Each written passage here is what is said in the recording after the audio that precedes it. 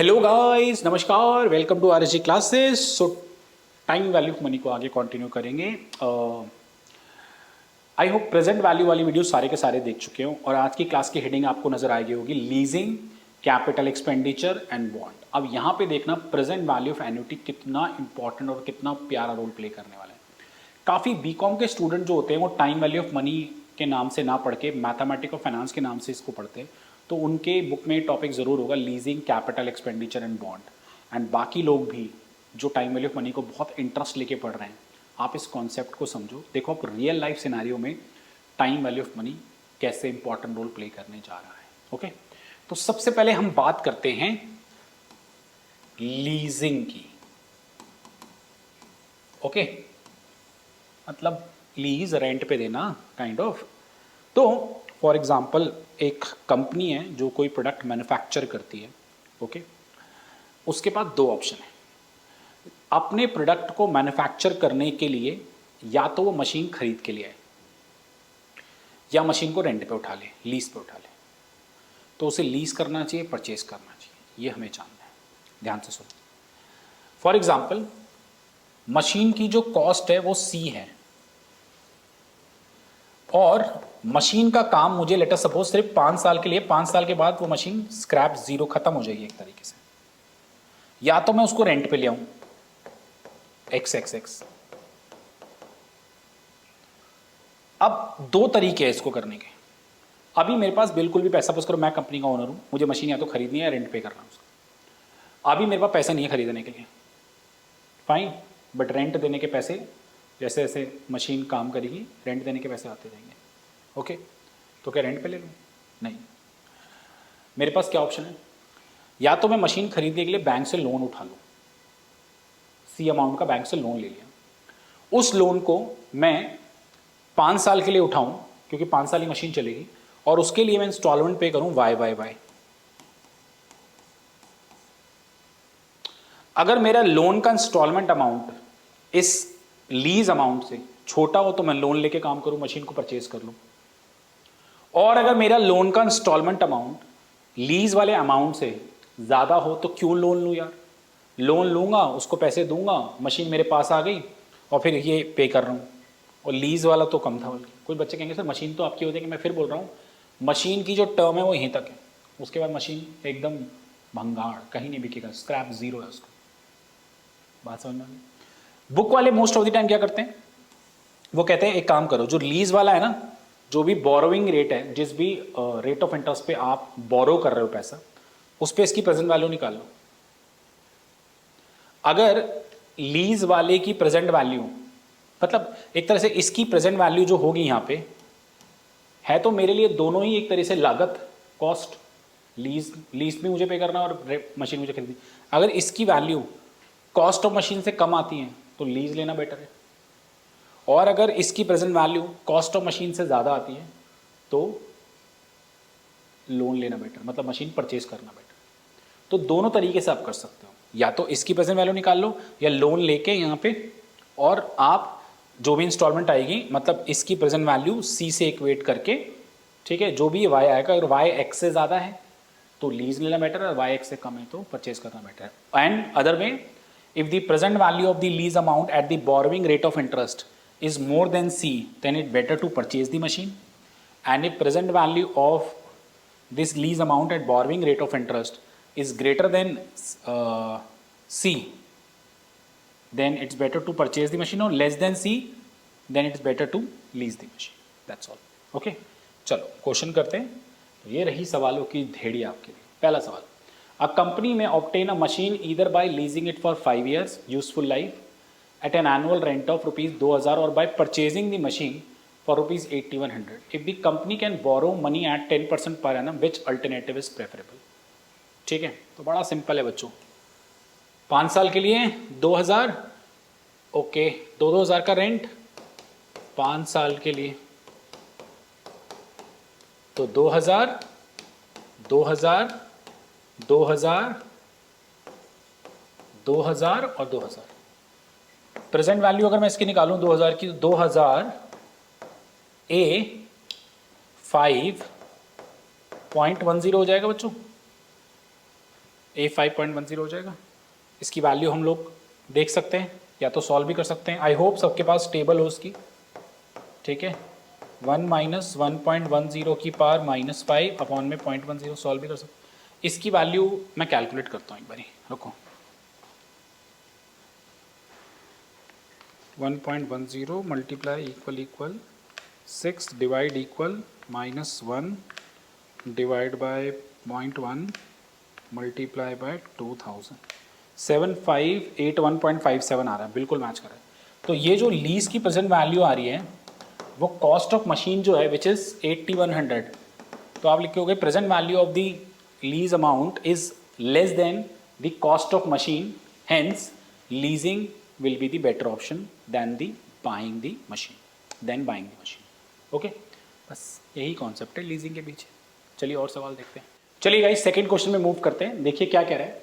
A company is considering the proposal of purchasing a machine by making a full payment of 8000 और by leasing it for 4 year at an annual rent of 2500 if the company can borrow the money at 18% per annum, which alternative is preferable? Guys ये भी simple ही है। आज machine की price कितना है 8000 रुपया और लीज कितना पे करना है। अच्छा कुछ नहीं मेंशन है तो eight the end of year मानते हैं, ठीक है बेटा। पेमेंट जो हो रही है eight the end of month, quarter, जो भी दे रखो। तो प्रेजेंट वैल्यू अगर मैं इसकी निकालूंगा तो आएगा 2500 A4.18, ठीक है। A4 मैंने ना थोड़ी एक्चुअल टेबल ओपन की गूगल पे, मैंने सोचा चलो एक बार दिखा दे। टेबल का वीडियो मैंने बना रखा है, वो भी आपको मिल जाएगा यूट्यूब पे, बट स्टिल A4.18। तो ये प्रेजेंट वैल्यू ही है, देखो यही होता है ना 1 माइनस 1 प्लस आई की पावर माइनस एन अपॉन में आई, तो 0.18 ये रहा 0.18 और n है 4, तो इधर इधर इधर इधर चलेंगे तो आ रहा है 2.690, ठीक है। तो 2.690 से मल्टीप्लाई कर लो, 2.690 करूँ मल्टीप्लाई, कितना आ रहा है गाइस 2500 इंटू 2.690, 6725 अप्रॉक्सीमेटली आ रहा है, ठीक है। ये जो टेबल है ना, ये वैसे तो पॉइंट के बाद बहुत सारे नंबर्स होते हैं, बट ये टेबल पॉइंट के बाद 4 डिजिट की दे रखी है, तो डिपेंड करता है आपको कौन सी टेबल गिवन है। कैलकुलेट करके, जिसको कैलकुलेट करके करना है कैलकुलेट करके भी कर सकता है। फिलहाल अगेन इसकी प्रेजेंट वैल्यू इससे कम आ रही है, तो लीजिंग ज़्यादा बेटर है। आगे बढ़ते बच्चों, अब मैं कैलकुलेशन नहीं करूँगा बाकी पार्ट में। टेबल का वीडियो मैं ऑलमोस्ट कोशिश करूँगा कि हर वीडियो के लिंक पे लगा दूँ, देखिए डिस्क्रिप्शन में लगा दूँ। थर्ड कह रहा है कंपनी में obtain a machine either by leasing it for 4 year at an annual rent of 10,000 रुपए, purchasing it for 30,000 if company can borrow the money at 10% per annum. अरे यार बच्चों बहुत आसान है, तो पक गया हूँ मैं करा कर। 10,000 जा रहा है रेंट, प्रेजेंट वैल्यू क्या हो जाएगी इसकी 10,000 A4.10, और अगर किसी को कैलकुलेट करना है तो 10,000 1 माइनस 1.10 की पावर -4 अपॉन में 0.10, ठीक है जी, क्लियर। चलिए आगे बढ़े। If the above problem company A can borrow the money at 14% per annum then what would be happen. अच्छा तो 10% पे तो वैल्यू इसकी आ रही है 31,691.865। अच्छा अब प्रेजेंट वैल्यू जो आ रही है वो कॉस्ट ऑफ मशीन से ज़्यादा आ रही है लीज की, तो इसका मतलब परचेज करना ज़्यादा बेटर है। और वही कह रहा है अगले इससे अगले क्वेश्चन में कह रहा है अगर ये 10% की जगह 14% हो जाए तो प्रेजेंट वैल्यू क्या आएगी। तो 14% पे प्रेजेंट वैल्यू आ रही है 29,000 समथिंग अगले वाले में, विच इज़ लेस देन 30,000, तो लीजिंग बेटर है। खत्म लीजिंग, और कुछ खास इसमें नहीं है। आगे बढ़ते हैं कैपिटल एक्सपेंडिचर पे। चलिए भाई नेक्स्ट आता है मेरे पास कैपिटल एक्सपेंडिचर। तो कैपिटल एक्सपेंडिचर का बेसिक मतलब आई थिंक सारे बच्चे जानते होंगे, जब हम किसी लॉन्ग टर्म फिजिकल एसेट्स पे खर्चा करते हैं जिसकी यूजफुल लाइफ 1 साल से ज़्यादा हो, उसको हम कैपिटल एक्सपेंडिचर कहते हैं। अब कैपिटल एक्सपेंडिचर में एन्यूटी का क्या काम या प्रेजेंट वैल्यू के कॉन्सेप्ट का क्या। मान लो 2 मशीन है, मशीन ए और मशीन बी। मशीन बी की यूजफुल लाइफ n ईयर है, सॉरी मशीन ए की, एंड मशीन बी की यूजफुल लाइफ m ईयर है, और मान लो m n से बड़ा है, सेम भी हो सकती है यूजफुल लाइफ, कोई बड़ी बात। मशीन ए की जो कॉस्ट है मशीन ए की जो कॉस्ट है, लागत है, वो C1 है, और मशीन बी की जो लागत है गाइस वो C2 है। ओके, नाउ हम दोनों मशीन क्यों खरीद रहे हैं? ठीक है, क्योंकि इससे मेरी लेबर कॉस्ट सेव होगी। तो इस मशीन से जो लेबर कॉस्ट सेव हो रही है ईयरली वो XX हो रही है, और इस मशीन से जो लेबर कॉस्ट सेव हो रही है वो YY हो रही है। ठीक है, दोनों मशीन मान लो सेम ही काम कर रहे हैं। अब कौन सी मशीन प्रेफर करें, ए या बी? अभी कुछ भी पैसे नहीं है। पता है एन्युटी इतना प्यारा कॉन्सेप्ट है, टाइम वैल्यू ऑफ मनी ऐसा मेरे को कुछ भी नहीं है ना, तो भी सोचा जा सकता है कुछ होगा तो क्या हो सकता है, और कुछ नहीं है तो किस तरीके से हम प्रॉफिट में भी आ सकते हैं। वो आगे थोड़ा सा और टाइम वैल्यू ऑफ मनी काफ़ी आगे चले जाता है, एक्चुअरियल साइंस में काफ़ी डिटेलिंग में और ज़्यादा है। सो तो आपके पास ऑप्शन क्या है? अगर मान लो आप इस मशीन को खरीदने के लिए लोन लेते हो, तो अगर आप लोन लोगे तो लोन लेने के बाद X' आपकी इंस्टॉलमेंट है जिसकी यूजफुल लाइफ, इसका लोन लिया C2, Y' आपकी इंस्टॉलमेंट है। ठीक है, एक तरीके से तो ये कंपनी की तरफ से जा रहा है ना, तो नेट सेविंग क्या होगी? यहां पे नेट सेविंग आएगी X माइनस X' और यहां नेट सेविंग आएगी Y माइनस Y'। जहां नेट सेविंग ज्यादा होगी उसको प्रेफर कर लो, खत्म बात है ना। दो मशीन है, दोनों एक काम करती हैं, दोनों की यूजफुल लाइफ अलग अलग है, दोनों को खरीदने के लिए पैसे नहीं है, बट अगर एक कुछ किसी भी एक को आज खरीद के लेकर आता हूँ तो कितना सेविंग कर पाऊंगा पता है? इस मशीन को खरीदूंगा तो इतनी की सेविंग होगी हर साल, इसको खरीदूंगा तो इतनी की सेविंग होगी हर साल। ठीक है अच्छा, सेविंग भी अलग अलग क्यों हो रही है? बट यूजफुल लाइफ अलग अलग है ना। ठीक है, मशीन ठीक है काम एक कर रही है, बट ऐसा ज़रूरी नहीं होती है। अगर दो अलग अलग मशीन एक काम कर रही हैं, ठीक है, तो दोनों बराबर की लेबर कॉस्ट को सेव करेंगे, ऐसा कुछ नहीं हो सकता। एक बहुत तेज चल रही है, एक स्लो स्लो स्लो चल रही है, फाइन। तो ये लेबर इतनी सेविंग होगी, यहाँ पे इतनी सेविंग होगी, बट इनको इस मशीन को खरीदने के लिए मैंने लोन लिया, लोन की ये किस्तें बनी हुई हैं, इन किस्तों, ये किस्तें हो गई, ये सेविंग हो गई, सेविंग माइनस किस्तें इज नेट सेविंग। तो जहाँ नेट सेविंग ज़्यादा होगी उसको हम लोग कंसीडर कर लें। ठीक है, चलिए मूव करते हैं सवालों पे। पांचवा सवाल, चार सवाल तो उसी के हो गए थे ना। Machine A cost rupees 10,000 and useful life of 8 year, machine B cost rupees 8,000 and useful life of 6 year. Suppose machine A generate an annual saving of rupees 2,000 while machine B generate an annual saving of rupees 1,800. Assuming the time value of money is 10% per annum, which machine is preferable? ठीक है जी, बनाते हैं। पहली machine जो है वो हम कितने की लेकर आए? 10,000 रुपया की, 10,000 की, आई एम सॉरी, मशीन है। और मशीन बी की जो लागत है वो कितनी है? अरे कितनी है? सब मशीन ए कॉस्ट है, मशीन बी 8,000। ठीक है जी, फाइन। इसकी यूजफुल लाइफ है 8 साल और दूसरे वाले की यूजफुल लाइफ है 6 साल। ठीक है, machine A generate an annual saving of 2,000 और मशीन बी 1,800। ठीक है, इससे 2,000 की सेविंग हो रही है और इससे 1,800 की सेविंग हो रही है। ठीक है जी, fine. Assuming the time value of money is 10% per annum, which machine is preferable? तो लिख लेना, let 10,000 be the loan amount, ठीक है, took for buying the machine A, where X is the instalment. तो 10,000 is equal to X A 8 I, यहां से x आ जाएगा। बोलो एक एक्स निकाल दो। एक काम करते हैं, टेबल यूज कर लेंगे, इस क्या कहते हो, 8 और 10%। ठीक है, 10% और 8, आजा भाई आजा मेरे दोस्त। 10% लास्ट में है, 8 है,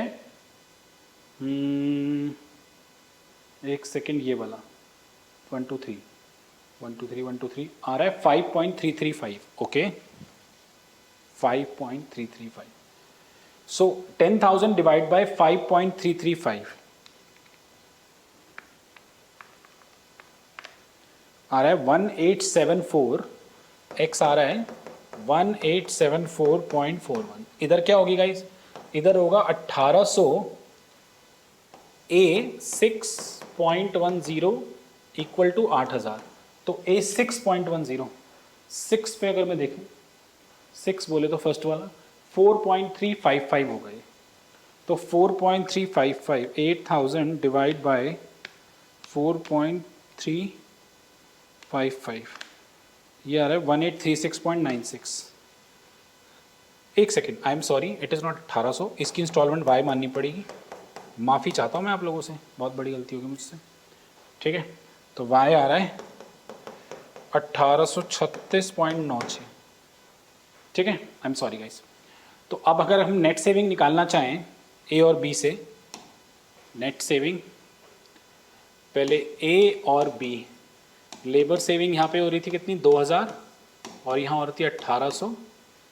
ठीक है, और कॉस्ट जो लग रही है पर मंथ पर ईयर वो कितनी लग रही है, बेसिकली 1874.41 एंड 1836.96।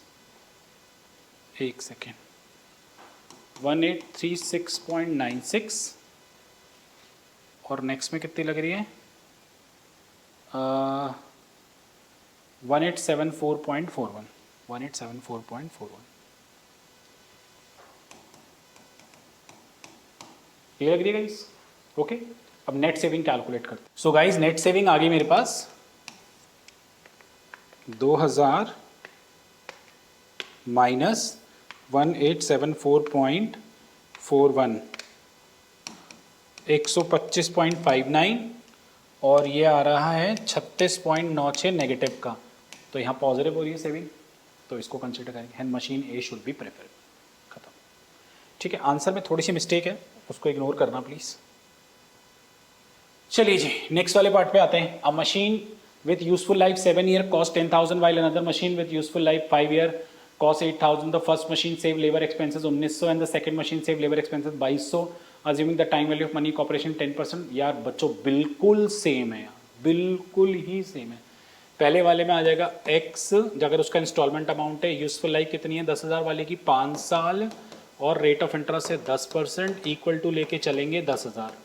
और दूसरे वाले का मान लेंगे y, इसकी यूजफुल लाइफ कितनी है दूसरे वाले की, अच्छा पहले वाले की 7 है, ओके, दूसरे वाले की 5 है, विच इज़ 8। ठीक है, 5.10 और ये है 8,000। फाइन, यहाँ से x और y आ जाएंगे। सेविंग, अब लेबर सेविंग गिवन है, लेबर सेविंग में से x और y अलग अलग माइनस करेंगे, जहाँ नेट सेविंग पॉजिटिव आएगी वो मशीन प्रेफर कर ली जाएगी। That's all. ओके, अगला सवाल क्या है भाई, mister Ram a businessman, mister रैन नहीं, mister Ram a businessman plan to shift his business from Delhi to Faridabad because of the closure of certain type of industry in Delhi. He has to make a choice between two machines, both of which are designed to improve operation by saving on labor cost. Machine A cost rupees इतना and will generate an annual labor saving 2400. Machine B cost 7750 will save 2300 annually. Machine A has a useful life 8 year while machine B has a useful life 6 year. If the value of the money is 10% per annum, which machine is preferable? बच्चों same है और कुछ भी नहीं है। पहले वाले में 9750x, ए की यूजफुल लाइफ कितनी है 8, ए 8 और रेट ऑफ इंटरेस्ट कितना है 10 ही है। और मशीन बी की है 7750, यूजफुल लाइफ कितनी है गाइस 6 साल, ए 6.10 वाई। तो यहाँ से x आ जाएगा, यहाँ से y आ जाएगा, फिर लेबर सेविंग दोनों के अलग अलग है, इसमें से माइनस कर लेंगे, you will get the answer. ठीक है, चलिए जी आगे बढ़ते हैं नेक्स्ट क्वेश्चन पे। 8th में कह रहा है earning after tax from a new machine are expected to be 45,000 per year. Okay, tax टूक्स देने के बाद जो अर्निंग हो रही है 45,000 रुपये हो रही है। मशीन 2 लाख रुपए की आएगी 5 साल के लिए, हैज़ नो स्क्रैप वैल्यू, मतलब 5 साल बाद बिल्कुल बंगाड़ हो जाएगी मशीन।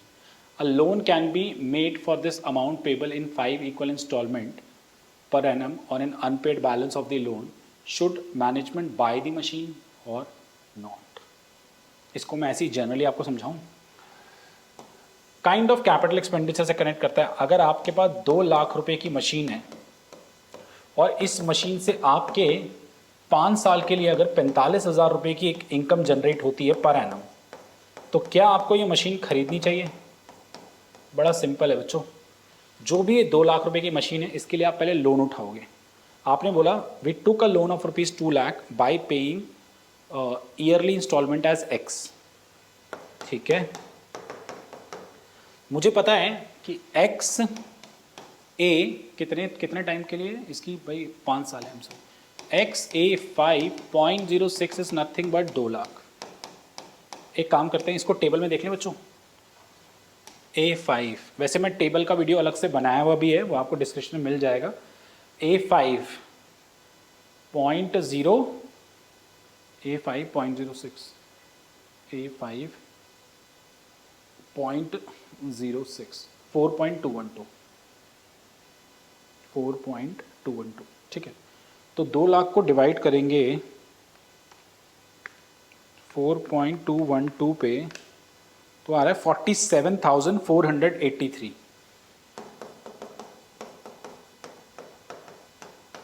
बताओ यार, मशीन खरीदें? मशीन खरीदने पे 47,000 रुपये का तो EMI बन गई, 45,000 की सेविंग हो रही है, तो यार लॉस ही हो रहा है 2,000 मतलब 2,000 समथिंग का। माइनस करके देख लो, माइनस में 45,000, 2,483 का लॉस हो रहा है। एक लॉस में क्यों मशीन खरीदूँ यार, है ना? ठीक है, मशीन लेने से इतनी सेविंग होगी, फाइन, इतनी अर्निंग होगी हर महीने हर साल, बट उस पर इंस्टॉलमेंट इतनी जा रही है। ठीक है, समझ पा रहे हो? तो मतलब ये देखो, अगर आज किसी के पास पैसे नहीं है ना, तो भी वो पैसे कैसे बना सकता है। उसे पता है अगर मैं आज ये प्रोडक्ट खरीद के ले आऊँ तो मेरे हर साल इतनी इनकम आएगी, इस प्रोडक्ट को क्यों खरीदूँ? ठीक है, अगर इस प्रोडक्ट को खरीदने के लिए पैसे नहीं है तो बैंक से अगर मैं बोरो करता हूँ, लोन पे लेता हूँ, तो अगर लोन की किस्त EMI इंस्टॉलमेंट मेरी इनकम से कम हो तो मेरे लिए बेटर है। तो देखो, कुछ भी नहीं है, एकदम ज़ीरो था जेब में, तब भी कुछ मंथली ईयरली कमाया जा सकता है। तो यहाँ से जज भी किया जा सकता है। तो जिसको टाइम वैल्यू ऑफ मनी आ गया ना, वारे नहीं आ रहे हैं उसके। ओके, चलिए आगे देखते हैं। चलिए गाइस, आगे बढ़ते हैं। नेक्स्ट है हमारे पास और लास्ट है हमारे पास बॉन्ड। ठीक है, बॉन्ड कॉमर्स वाले बच्चे जानते हो कि एक तरह का रिटर्न एग्रीमेंट होता है, जो कि अगर हम गवर्नमेंट से लेते हैं तो उसमें हमें प्रॉमिस किया जाता है कि आपको कुछ पर्टिकुलर टाइम तक रेगुलर इंटरवल में, ठीक है, एक इंटरेस्ट मिलेगा। जब मैच्योरिटी आ जाएगी तो रिडेम्पशन मिलेगा, फाइन, बट उस सब लेने के लिए आपको आज कुछ अमाउंट पे करना पड़ेगा। तो ओवरऑल इसमें हमें purchase price of bond find out करना है। ठीक है, मैं बहुत डिटेलिंग में बॉन्ड में नहीं जा रहा, बिकॉज मैं एकदम इन्वेस्टमेंट के अंदर नहीं घुस रहा, मेरा पार्ट है कैलकुलेशन वाला only. Okay, but still bond जानना हो क्या होता है, ये छोटी छोटी चीज़ें, तो मैंने कुछ टर्म्स फिर भी लिखी हैं। जैसे मैंने यहाँ लिखा है, F को फेस वैल्यू बोलते हैं, C को रिडेम्पशन प्राइस यहाँ पे डिनोट किया मैंने, I को यील्ड रेट पर पीरियड, जो टाइम नॉमिनल रेट ऑफ जिस रेट ऑफ इंटरेस्ट पे टाइम वैल्यू ऑफ मनी वगैरह हम लोग कंसीडर करते हैं, I वो है यील्ड बोलते हैं इसको। N हो गया नंबर ऑफ पीरियड्स, R हो गया पीरियोडिक डिविडेंड पेमेंट, V हो गया परचेज प्राइस, एंड R हो गया नॉमिनल रेट ऑफ इंटरेस्ट जिस पे डिविडेंड कैलकुलेट किया जाएगा। तो ओवरऑल फंडा कुछ ऐसा है कि अगर परचेज प्राइस हमने V माना है और हमें इतने इतने डिविडेंड मिल रहे हैं N पीरियड तक,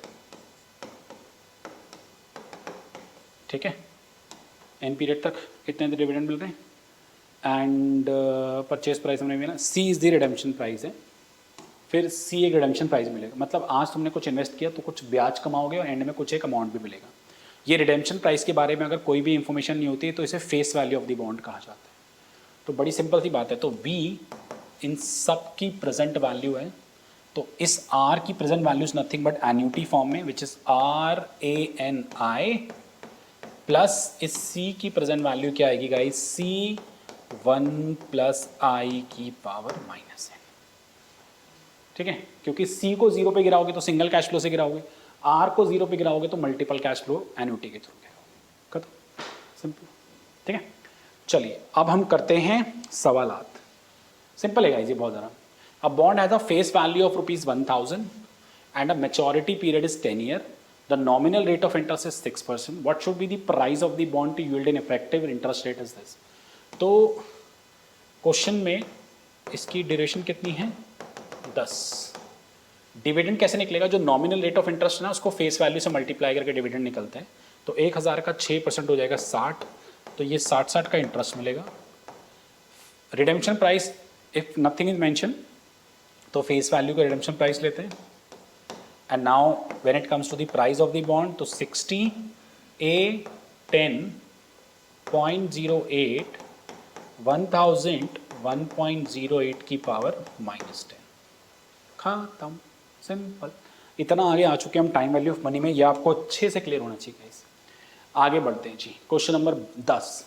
अ bond with face value 5000 mature in 12 year time, the nominal rate of interest is 12% per annum paid annually. What should be the price of the bond so as an yield and effective rate of return is 10% per annum? बच्चों बिल्कुल पिछले वाले की तरह हो गया। तो again price निकालना है 1 2 12 साल के लिए 5000 का 12% हो जाएगा 600, है ना। 12 पंजे 60 और 600 आ गया गाइस। फेस वैल्यू ही रिडेम्पशन हो जाएगा if nothing is mention. And now what is this? 600 A 12.10 है ना। इफेक्टिव रेट ऑफ यील्ड जो दे रखी होती है उससे हम लोग एन्युटी वगैरह टाइम वैल्यू ऑफ मनी वाले रेट ऑफ इंटरेस्ट के थ्रू कैलकुलेट करते हैं। तो 5000 1.10 माइनस में 12 ये आ गया purchase price of the bond, इतने में खरीदेंगे। Find the purchase price of ₹1000 redemption at the end of 10 year at 110 okay and paying an annual dividend 4%, yield rate is this. अब आया ना थोड़ा असली मजा। तो फाइनली परचेज प्राइस तो 1000 है, purchase price is what 1000 and redemption हो रही है eight the end of 10 year okay. तो डिविडेंड है 4%, तो 1000 का 4% आ जाएगा कितना 40। फाइन, इसमें रिडेम्पशन बड़ा इंटरेस्टिंग है। आप देखो यार, redeemable at the end of 10 year at 110 at ₹110 नहीं एट 110। तो एट 110 अगर तुम्हें इस तरीके से दे रखा है तो आप इस केस में अगर फेस वैल्यू 100 लेके चलते हो तो ये 100 पे रिडेम्पशन 110 है। बट हमारी फेस वैल्यू कितनी है गाइस 1000। तो 1000 पे कितना हो जाएगा, एक पे हो जाएगा 110/100 और 1000 की फेस वैल्यू पे ये हो जाएगा 1100। कैसे, इस पूरे को तुमने 1000 से मल्टीप्लाई कर, बेसिक यूनिटरी मेथड गाइज। 100 पे 110 है, एक पे 110/100 है, तो 1000 पे 110/100 इंटू में 1000 हो जाएगा, ठीक है 1100। तो फाइनली प्रेजेंट वैल्यू आ गई 40 A n कितना है 10.05 प्लस 1100 इंटू 1.05 की power -10। Calculation is all up to you, खत्म, दैट इज ऑल। तो leasing, capital expenditure and bond वाला कॉन्सेप्ट, आई होप आप लोग को मज़ा आ रहा हो इसको पढ़ने। ओके, आप किसी भी तरीके का सवाल उठाएं, किसी भी तरीके का डाउट आपको होता है तो आप पर्सनली मुझसे पूछ सकते हैं। थैंक यू सो मच, नमस्ते।